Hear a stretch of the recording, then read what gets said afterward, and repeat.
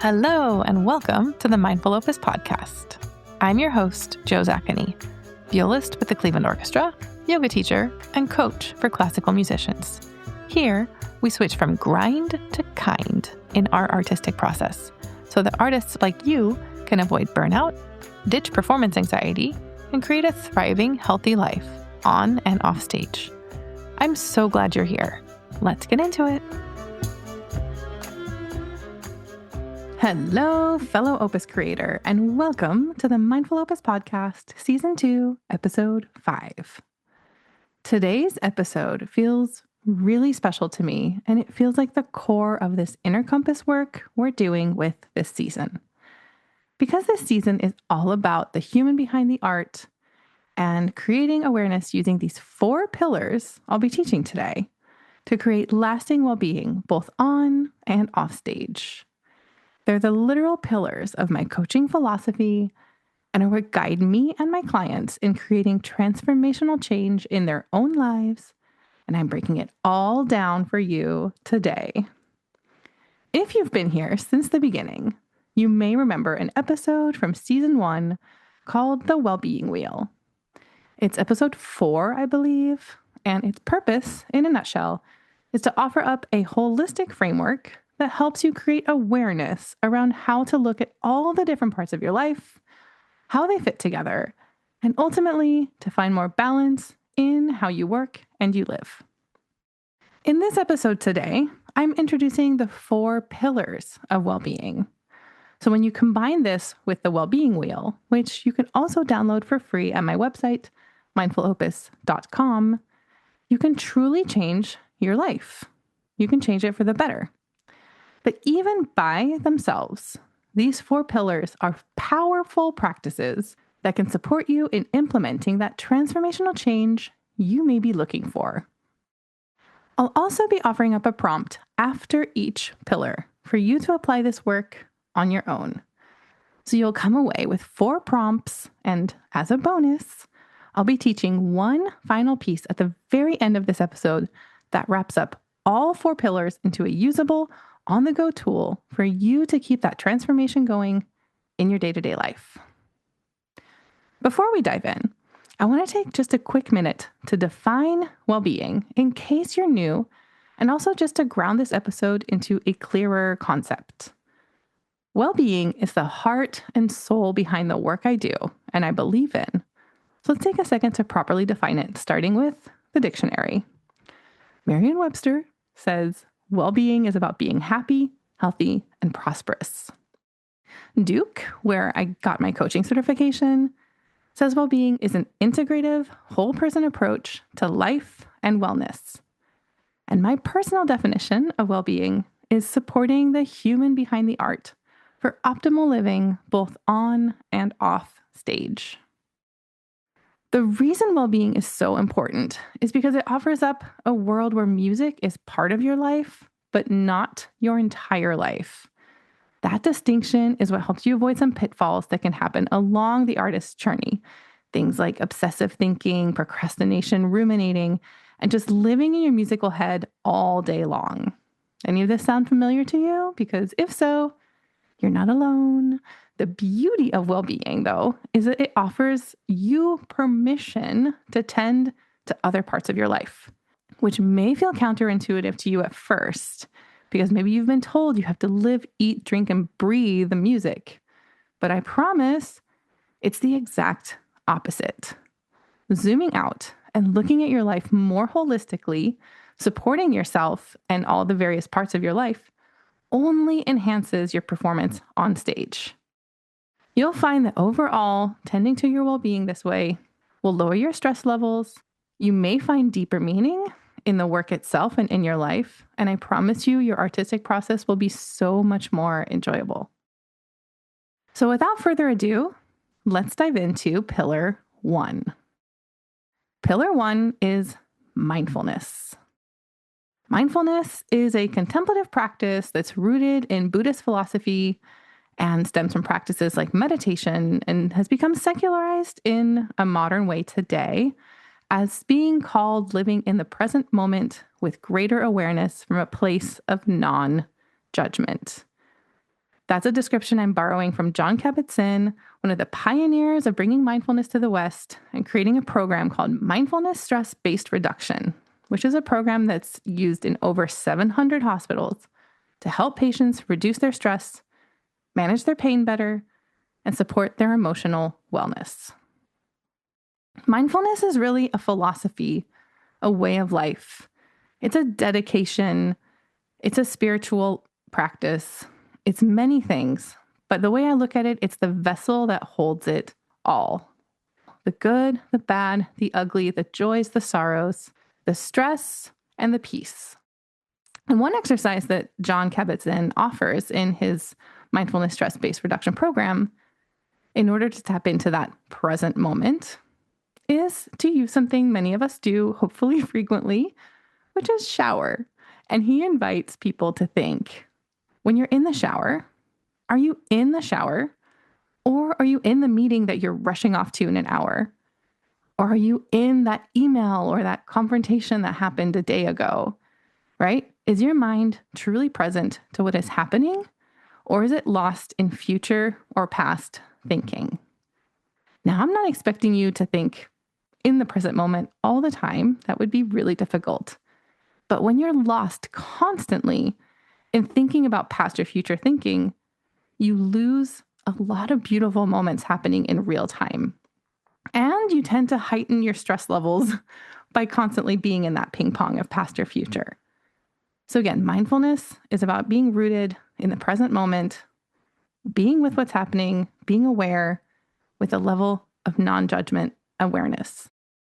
So the prompt for this pillar is to choose a daily activity, something like your morning beverage. Maybe you're a coffee drinker or a cup of tea, and really be with that moment. Be with the texture, the warmth or the coolness, and tap into your senses. Your senses are a beautiful way of practicing presence and mindfulness and awareness, using them all a little synonymously at the moment. But bring that awareness to that particular activity.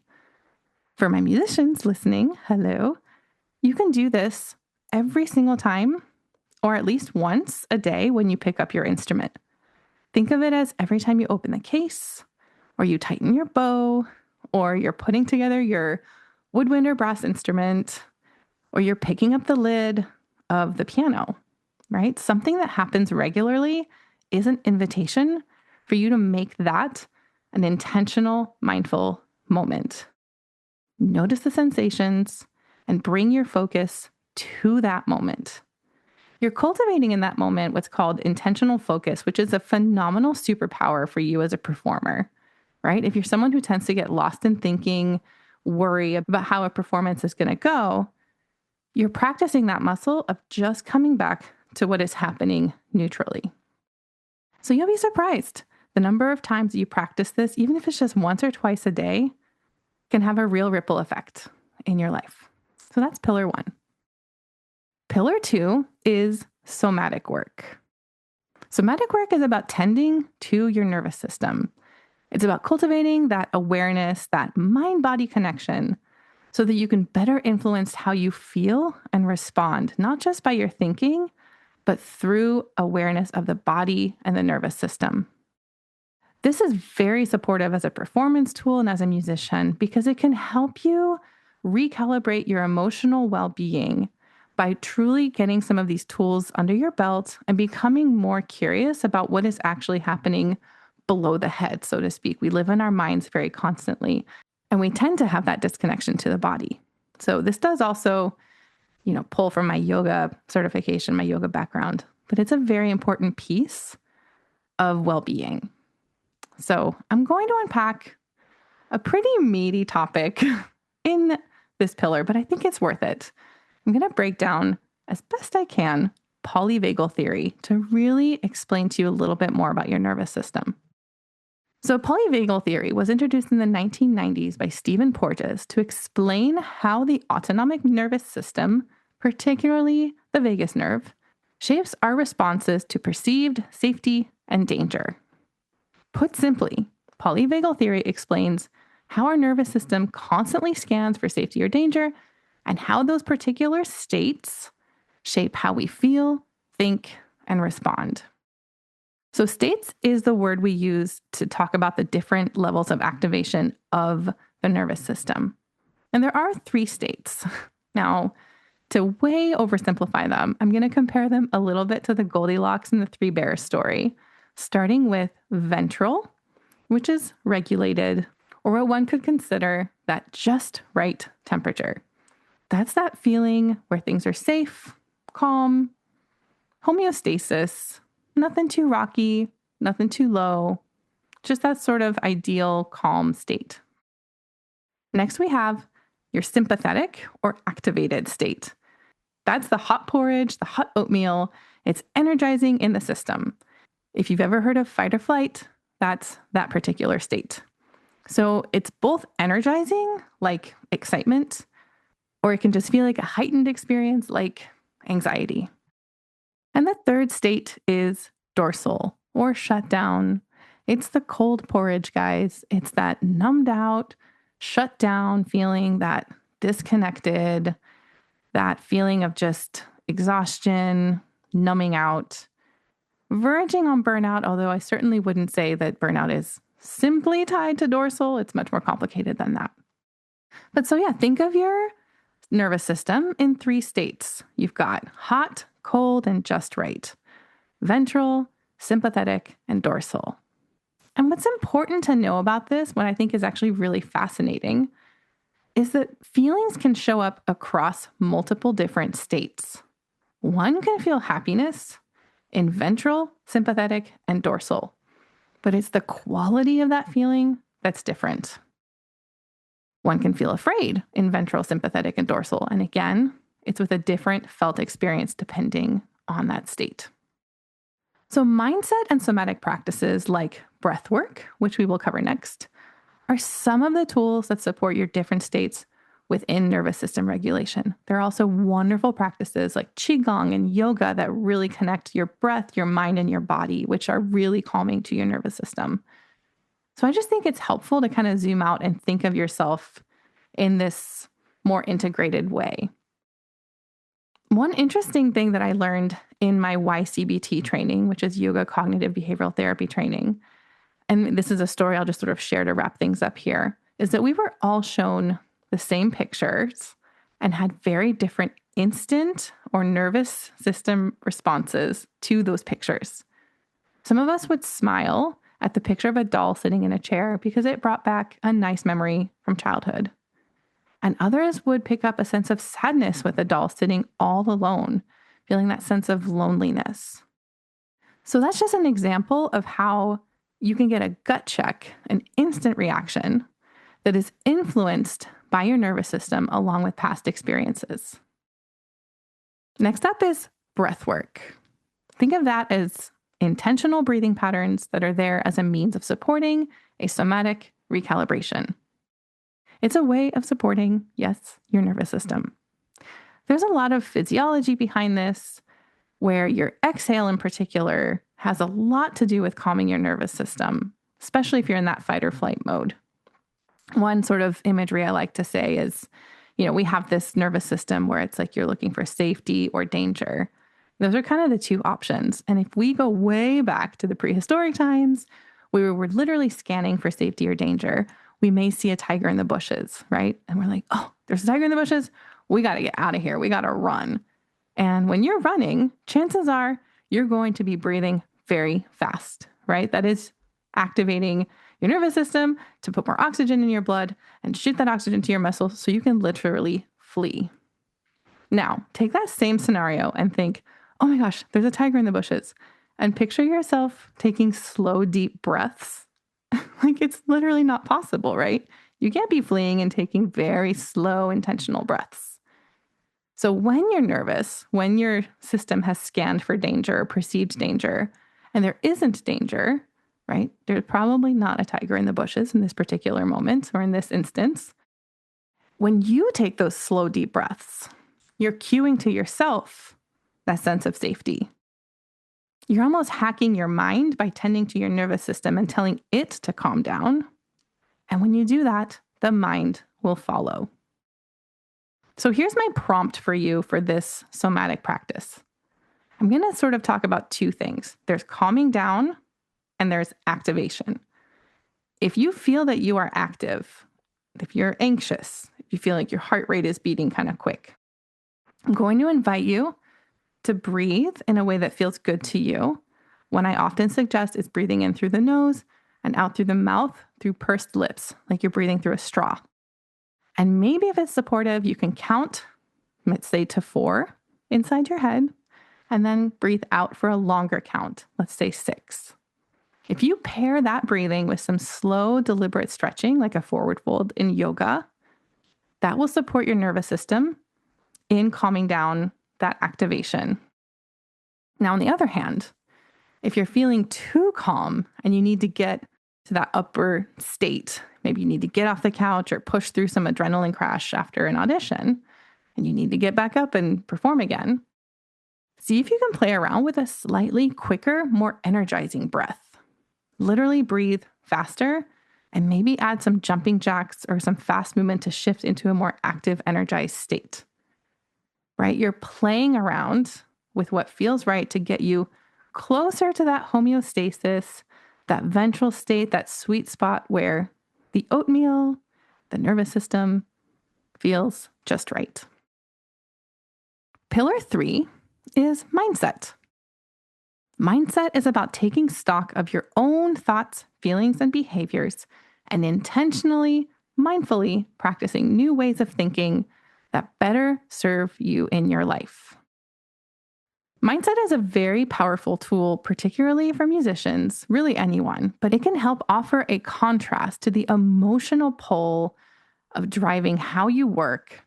Perhaps you're someone who gets lost in what at first feels like healthy practice flow, right? You're just enjoying the piece, but then emotions run high. Maybe you miss something and then you get lost in rumination or practicing until it has to be right? Then you need a tool to help pull you out of that. And that is where creating a healthier mindset can actually be super supportive at various parts of your career. You get a lot more control over how you show up as a musician in your life and on stage. So mindset's a big topic.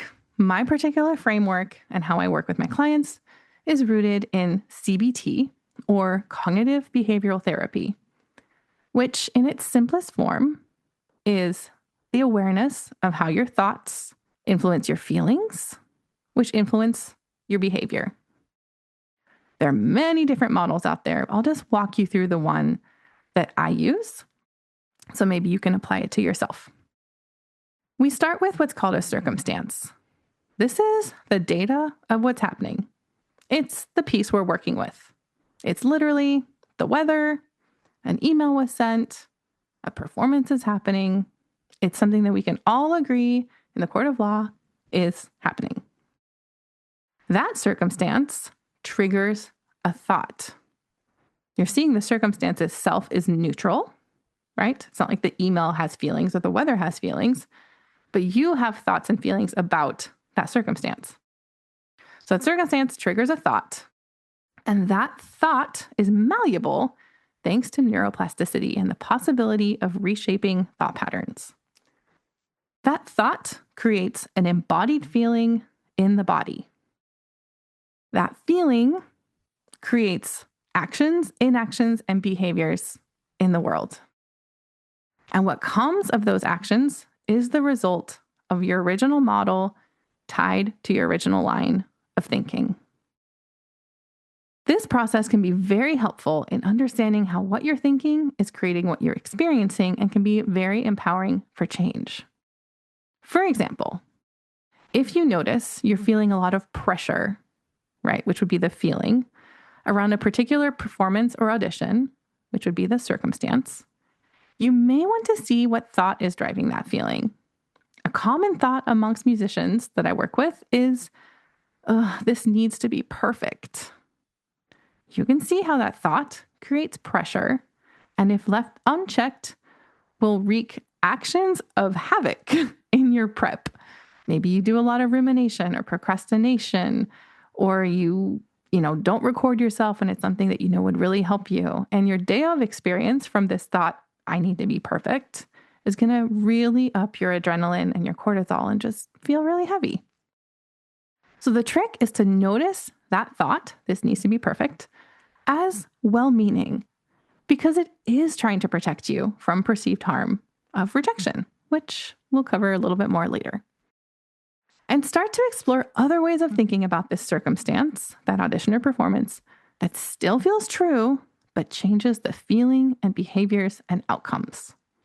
A great mindset switch I offer up to my clients is, I get to be excellent. Now, if you're unsure of the difference between perfection and excellence, I break this down in episode 3 of season 1. So you can go right over there after this and hear the whole pitch. But the shortened version is, in excellence, you get to keep your high standards, but you completely change the approach and the tone and the experience of your work. So some prompts around mindset that I'm going to offer is just a few questions back to back to sort of support this line of thinking. So envision a circumstance for yourself. I gave a few different examples.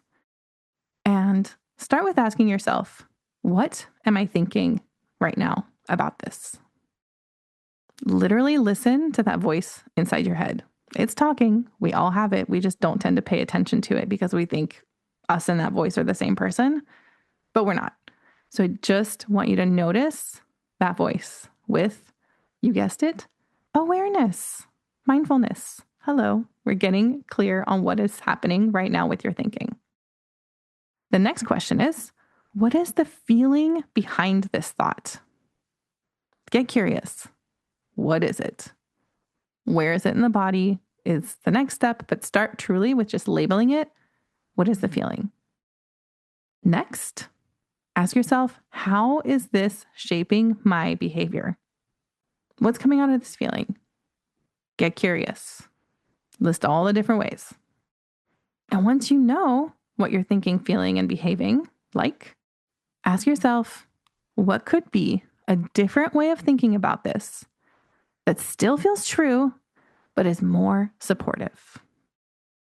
I guarantee you do this a couple times and you will stop being yanked around by your well-meaning brain and you will get a lot more control over your life. And finally, pillar 4, self-compassion. This is the lens through which all the other pillars happen. This is about learning to treat yourself with kindness and compassion instead of brute force and punishment. Now, I've spent many episodes on this topic, so I won't break down this pillar as much. I'll just lean into why it's so important. Change that comes from compassion is long-lasting and sustainable. It's the difference between beating yourself up and cheering yourself on to get your results. In its deeper form, it's about breaking old cycles and patterns that hurt us and creating new ones for all of us and for future generations to live a better life. So we're not feeling like we have to hide injuries or mental health struggles. The change starts with how we treat ourselves. And from there, we create lasting change for the better in our field. I am talking about a massive culture change here, but it's rooted in performance psychology and science. It's about creating an inner coach instead of being run by an inner critic. It's switching from perfection to excellence.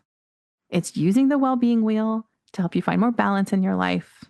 And it's the ultimate form of transformational change. So my prompt for you with this one is to first help you realize that any and all negative thoughts are trying in some way to either help or protect you. I'll say that again. Any and all negative thoughts are trying in some way to either help or protect you. I realize this is maybe a radical way of thinking, but it allows you to not resent any part of yourself, which is the ultimate form of self-compassion. When you notice an unfriendly thought, take a moment to ask it, what are you trying to help or protect me from? Then see what comes up. Whatever the story is, let's take the need to be perfect from our last model. Thank that thought for trying to protect you and mean it. You don't need to punish your well-meaning parts. Sometimes, even in that release, there's a very powerful shift that can happen. Things can feel lighter.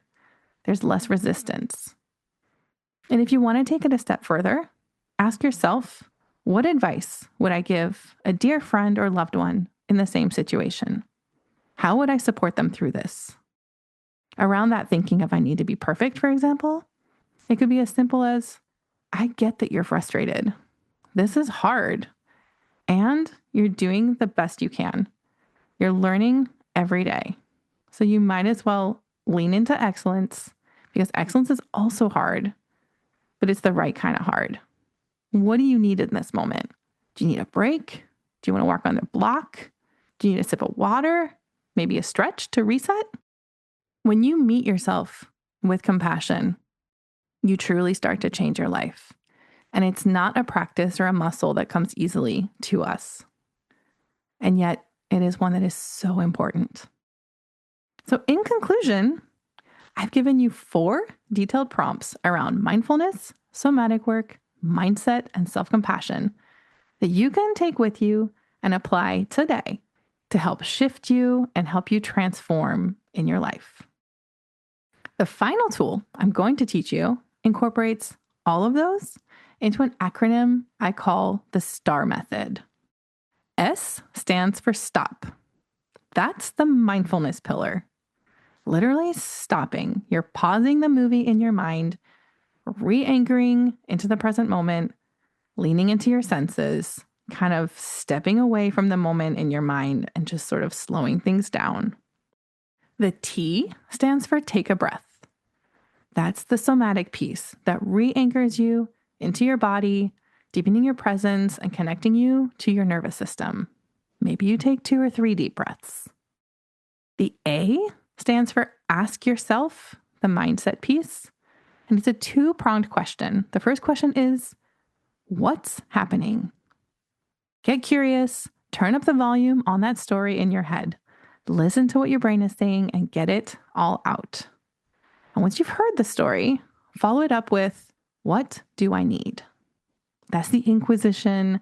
That's the resolution and the solution to come. The R stands for respond with compassion.